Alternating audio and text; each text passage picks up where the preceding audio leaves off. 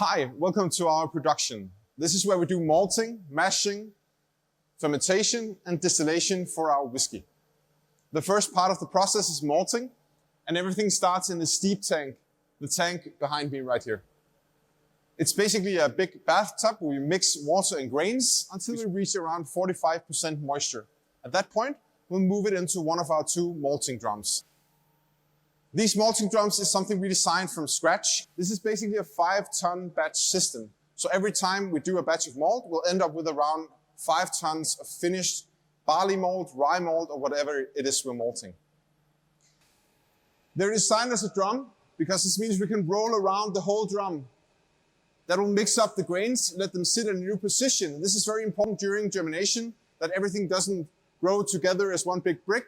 If that happens, there's no way for us to control the process inside, and we'll lose the material that we're working on.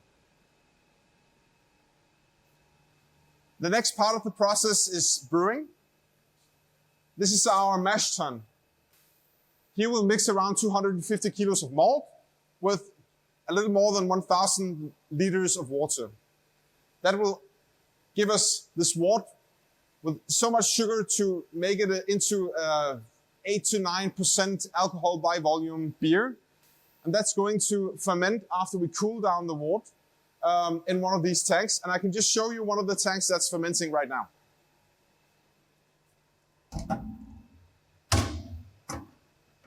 This was brewed 2 days ago, and you can see it's really alive down here. The yeast that we added to the cooled down wort is now eating up all the sugars, creating alcohol. After 3 days, all sugars will be eaten up, and we have those 8-9% alcohol, but we'll actually let it stay for another couple of days inside the fermentation vessel, just to create some extra fruity flavors for our whiskey. So the final part of the process here in the distillery is distilling the finished beer into whiskey. In this system, we do just a single distillation, and that's possible because we have an extra purifier on the system. The vapors has to go up through some small pipes, and this is a water bath of hot water inside.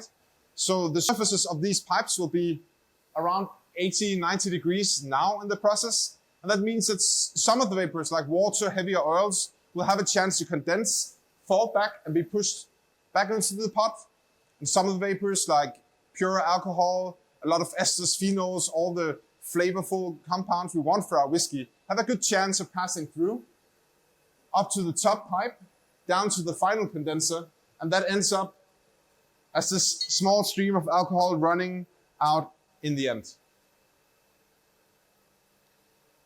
After distilling 1,000 liters of wort, we'll end up with something like 120, 130 liters of finished new make that's ready to be filled on the casks. Actually, what's in this pot right now is a bit high in alcohol, so we'll water it down slightly until we reach 63.5% normally to fill on the barrels. This is our barrel warehouse. We designed this building in a way where we get the natural climate here in Denmark inside the building and around the barrels. That's quite important, we think, to get a very honest maturation process where it's the local terroir that's actually working with the barrels. We use a number of different barrels, 3 in majority. One is sherry casks from southern Spain. They've been filled with wine for 20 to 40 years, so we get a lot of fruity character from them. There's bourbon barrels from the US. It's been used once for American bourbon whiskey. That gives us a lot of vanilla, honey-like sweet flavors. And there's new oak casks for our spelled rye whiskey. It works really well with the peppery, spicy new make from rye. And those give us a lot of tannins, a lot of spicy, oaky character, but also a lot of sweetness for the spelled rye whiskey. And there's a lot of other experiments here as well.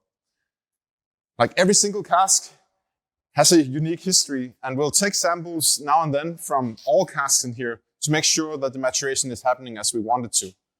Every cask has to stay for 3 years at least, but it could be 4 or 5 or 10 or 15. You never know until you taste the cask and find out when it hits that perfect balance.